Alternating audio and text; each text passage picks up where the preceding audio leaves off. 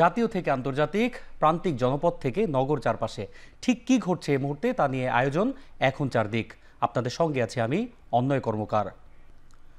গুমের শিকার পরিবারকে ক্ষতিপূরণ ও পুনর্বাসনের পাশাপাশি গুম প্রতিরোধে আইন করার পরিকল্পনা করছে সরকার, এমনটি জানিয়েছেন আইন উপদেষ্টা ডক্টর আসিফ নজরুল। সকালে রাজধানীর গুলশানে অধিকার Asian federation against involuntary disappearance আয়োজিত অষ্টম কংগ্রেসে দেয়া বক্তব্যে একথা জানান তিনি। বলেন, সরকারের সক্ষমতার ঘাটতি থাকলেও আন্তরিকতার কোনো কমতি নেই। দেরিতে হলেও গুমের ঘটনায় যারা অভিযুক্ত তাদের শাস্তি নিশ্চিত করা হবে বলে হুঁশিয়ারি দেন আইন উপদেষ্টা। এ সময় শিল্প উপদেষ্টা আদিলুর রহমান বলেন, শুধু গুম খুন নয়, গেল 15 বছরে যারাই নির্যাতনের শিকার হয়েছেন তাদের ন্যায় বিচার নিশ্চিত করা বর্তমান সরকারের অগ্রাধিকারে থাকবে। We have already ratified the Convention Against Enforced Disappearance, and we have ratified that convention without any reservation. There had been move from the bureaucracy that we should have reservation on some of the articles. We said no. We will ratify it without any reservation. We have done it. We have also formed a very high power commission on enforced disappearance, and they are working really hard. And I'm so happy with their determination and commitment and the efforts they are putting to actually go deep into the crime. Name would be infant, or in our society nobody will like this, that someone's son who was a rich man is begging at the street. So they are dying in every moment. রাজধানীর মিরপুর 11 সংলগ্ন মিল্লাত Bihari camp থেকে 26 মাদক ব্যবসায়ীকে গ্রেফতার করেছে যৌথ বাহিনী। সকালে গোপন সংবাদের ভিত্তিতে সেনাবাহিনী, র্যাব এবং পুলিশ সদস্যরা যৌথ অভিযান পরিচালনা করে। এ সময় অভিযুক্তদের কাছ থেকে গাঁজা, হেরোইন, 7টি ছুরি, 5টি চাপাতি এবং মাদক বিক্রির নগদ 31,000 টাকা উদ্ধার করা হয়। যৌথ বাহিনী জানায়, পল্লবী থানায় এই আসামিদের বিরুদ্ধে একাধিক মাদক মামলা রয়েছে। প্রয়োজনীয় জিজ্ঞাসাবাদের জন্য পল্লবী থানা পুলিশের কাছে তাদেরকে হস্তান্তর করা হয়েছে। গত কয়েক সপ্তাহের ব্যবধানে আবারও বেড়েছে আলুর দাম। প্রতি কেজি আলু বিক্রি হচ্ছে 70 থেকে 75 টাকায়, আর আমদানি করা নতুন আলুর দাম বেড়ে হয়েছে 130 থেকে 140 টাকা। দাম না বাড়লেও এখনও উচ্চ মূল্যে বিক্রি হচ্ছে পেঁয়াজ। গেল সপ্তাহের মতো প্রতি কেজি পেঁয়াজ বিক্রি হচ্ছে 130 টাকা দরে। এদিকে সবজির বাজারেও প্রায় সব কিছুর দাম চড়া। শীতকালীন প্রায় সব সবজি সরবরাহ আছে বাজারে, যেখানে শিম বিক্রি হচ্ছে 100 থেকে 110 টাকা কেজি, আর বাঁধাকপি, ফুলকপি প্রতি পিস বিক্রি হচ্ছে 50 টাকা দরে। বিক্রেতারা বলছেন, সরবরাহ কম আর গেল কয়েক মাসের বন্যার কারণে এখনও নাগালের বাইরে নিত্যপণ্যের বাজার। এদিকে সব ধরনের মাছের দাম গেল সপ্তাহের তুলনায় কমলেও আশানুরূপ বিক্রি নেই বলে অভিযোগ তাদের।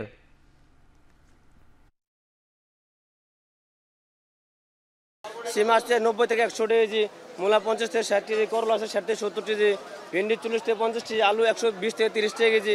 অনেক দাম, কোনো কিছু মানুষের ক্রয়ের ক্ষমতার বাইরে, এটা যেটা আশা করি নাই সেইটাই। আমাদের গভর্নমেন্টের যেটা আপনার একটা উদ্যোগ নিতে হবে যে কৃষক দাম পেতে হবে। কৃষক যদি এটা 20 টাকা পায়, এখানে আসতে এটা 40 টাকা হোক, সমস্যা নেই, কিন্তু এটা 70 টাকা কেন হবে? এদিকে রাজধানীর বাইরের বাজারে মাছের সরবরাহ ভালো থাকায় কমেছে দাম, তবে দাম কমছে না ইলিশের। এদিকে শীতকালীন সবজির সরবরাহ বাড়তে শুরু করায় কমেছে সবজির দাম। সাপ্তাহিক ছুটির দিনে চট্টগ্রামের বাজারে কমেছে মাছের দাম। সরবরাহ বাড়ায় চাষের মাছের পাশাপাশি কেজি প্রতি 20 থেকে 50 টাকা পর্যন্ত কমেছে অধিকাংশ সামুদ্রিক মাছের দর। আজকের বাজারে প্রতি কেজি পাঙাশ ও তেলাপিয়া মাছ বিক্রি হচ্ছে 160 থেকে 180 টাকায়, যা গত সপ্তাহেও বিক্রি হয়েছে 200 টাকার উপরে। এছাড়া রুই, কাতল আকার ভেদে বিক্রি হচ্ছে 260 থেকে 300 টাকা কেজিতে। কমেছে সামুদ্রিক মাছের দামও। চাঁদপুরের বাজারে ইলিশের সরবরাহ কমায় বেড়েছে দাম। 1 কেজি ওজনের ইলিশ বিক্রি হচ্ছে 1800 থেকে 1850 টাকায়। এদিকে নোয়াখালীর বাজারে শীতকালীন সবজির সরবরাহ বাড়ায় কমেছে দাম। সপ্তাহের ব্যবধানে অধিকাংশ সবজির দাম কেজি প্রতি 10 থেকে 20 টাকা কমেছে।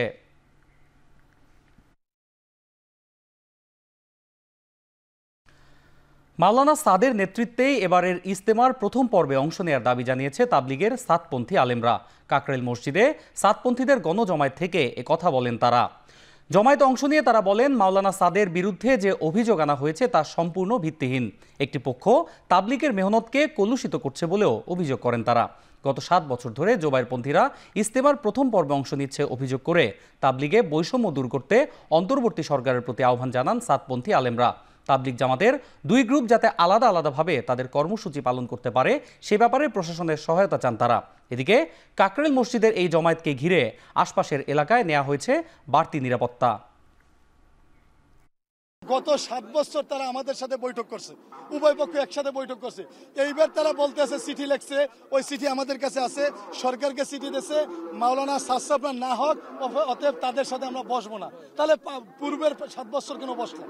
এই জন্য তাদের প্রত্যেকটা অভিযোগ ভিত্তিহীন এবং তাদের সাথে তাবলিগের কোনো সাথী খুব সামান্য পরিমাণ আছে। আমাদের যে আমির হযরত মাওলানা সাদ সাহেব, উনি আজকে 7 বছর বাংলাদেশে আসতে পারতেছে না। এই কারণে আমাদের 2টা দাবি, আমাদের প্রথমে ইজতেমা হবে, আর হলো আমাদের আমির হযরত মাওলানা সাদ সাহেব ইনশাআল্লাহ এবারের ইজতেমায় শরীক হবেন। সিনেপ্লেক্স যুগে প্রবেশ করল দেশের সবচেয়ে বড় প্রেক্ষাগৃহ যশোর মনিহার সিনেমা হল। শুক্রবার সকাল 10টায় সিনেপ্লেক্সের উদ্বোধন করেন এস ইসলাম অ্যান্ড সন্সের পরিচালক নেহাল কাদির। 66 আসন বিশিষ্ট এই প্রেক্ষাগৃহের আধুনিকায়নে বসানো হয়েছে আধুনিক প্রযুক্তির সিলভার স্ক্রিনে ডলবি সাউন্ড সিস্টেম। উদ্বোধনের পরে সকাল 10:30টায় প্রদর্শিত হয় সাকিব খান অভিনীত দরদ সিনেমা। আধুনিক প্রযুক্তির এই সিনেপ্লেক্সে সিনেমা উপভোগ করেন দর্শকরা। এর আগে যশোরে 1983 সালের 8 ডিসেম্বর জনি সিনেমা প্রদর্শনের মধ্য দিয়ে 1430 আসন নিয়ে যাত্রা শুরু করে মনিহার সিনেমা হল। সিনেপ্লেক্স আজকে থেকে উদ্বোধন, এই কারণে ফার্স্ট ডে ফার্স্ট শো দেখার জন্য এসেছি। ফার্স্ট টাইম সিনেপ্লেক্সে, তো অনেক ভালো লাগছে, আমার অনেক এক্সাইটমেন্ট আছে। এখানকার আবহাওয়াটা, পর্দাটা অনেক বেশি ভালো। আমি প্রথম যখন মনিহার ছবি যখন উদ্বোধন হচ্ছিল সে সময় আমি দেখছি ছোটোবেলায় মা খালার সাথে, এখন আবার বুড়ো বয়সেও আমি সে প্রথম একটা নতুন ছবি উদ্বোধন হচ্ছে নতুন হলে ছবিটা দেখতে আমি মনিহারে আসছি। আগের যে মনিহার ছিল সে আমাদের ছোটোবেলাকার যখন স্টুডেন্ট লাইফ ছিলাম সেই সময়কার মনিহারের যে পরিবেশ, যে আবহাওয়া, যে গ্যাদারিং, সেটা তো নেই। শ্রীলঙ্কার পার্লামেন্ট নির্বাচনে সংখ্যাগরিষ্ঠতা অর্জন করেছে প্রেসিডেন্ট অরুণা কুমারা দিশানায়েকের জোট এনপিপি। 225টি আসনের মধ্যে 123টি আসনে জয় পেয়েছে জোটের সদস্যরা। অথচ এর আগের পার্লামেন্টে মাত্র 3টি আসন ছিল এনপিপি জোটের।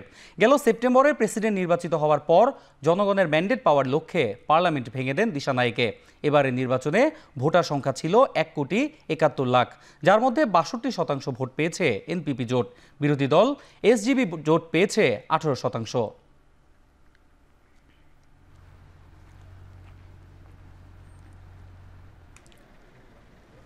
ক্ষুদ্র নৃগোষ্ঠী সম্পর্কিত বিতর্কিত বিল নিয়ে উত্তপ্ত নিউজিল্যান্ড পার্লামেন্ট। মাওরি জনগোষ্ঠীর বিক্ষোভের কারণে স্থগিত করা হয়েছে অধিবেশন। বিলের কপি ছিঁড়ে ঐতিহ্যবাহী হাকা নাচের মাধ্যমে প্রতিবাদ জানান মাওরি আইন প্রণেতারা। 1840 সালে ওয়াইতাঙ্গি চুক্তির আওতায় ব্রিটিশদের সঙ্গে সন্ধি স্থাপন করে মৌলিক কয়েকটি অধিকার পায় স্থানীয় মাওরি জনগোষ্ঠী। নতুন বিলটি পাশ হলে এই অধিকারগুলো ভোগ করতে পারবে শুধুমাত্র নিউজিল্যান্ডরা। অধিকার রক্ষার আন্দোলন হিসেবে 9 দিন ব্যাপী পদযাত্রায় রাজধানীর ওয়েলিংটনের পথে 10,000-এর বেশি মানুষ। বর্তমানে নিউজিল্যান্ডের জনসংখ্যার 20%ই ক্ষুদ্র নৃগোষ্ঠীর প্রতিনিধিত্বকারী।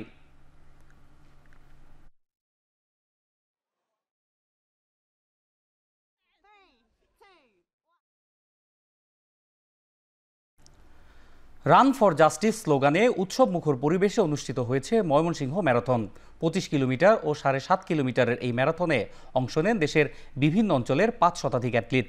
ম্যারাথনের মিডিয়া পার্টনার ছিল এখন টিভি। ম্যারাথনে অংশ নিতে মধ্যরাত থেকে অ্যাথলিটরা জড়ো হতে থাকেন ময়মনসিংহ নগরীর জয়নুল পার্কে।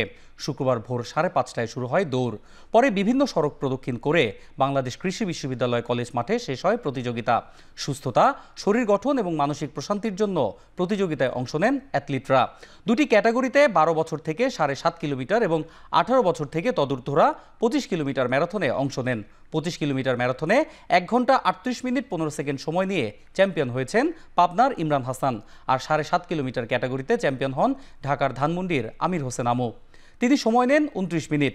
আয়োজকরা জানান, প্রাণ প্রকৃতি রক্ষা, সুস্থ মাদকমুক্ত সমাজ গঠন এবং ময়মনসিংহের পর্যটন স্পটগুলোর পরিচিতি দেশ বিদেশে বাড়াতেই এই আয়োজন। গত বছর আমি এখানে রান করেছিলাম, গত বছর ফার্স্ট রানার হয়েছি। আলহামদুলিল্লাহ রাস্তা ট্র্যাক অনেক ভালো ছিল, ভলান্টিয়ার সাপোর্ট অনেক ভালো ছিল, অর্গানাইজার ভালো।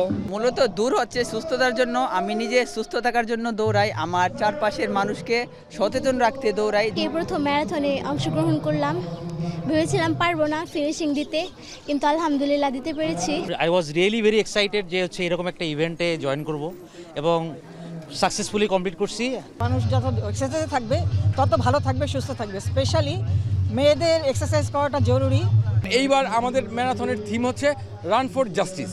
আমরা এই জাস্টিস শব্দটাকে ব্যবহার করেছি মানুষের প্রতি জাস্টিস, সকল প্রাণের প্রতি জাস্টিস, প্রকৃতির প্রতি জাস্টিস।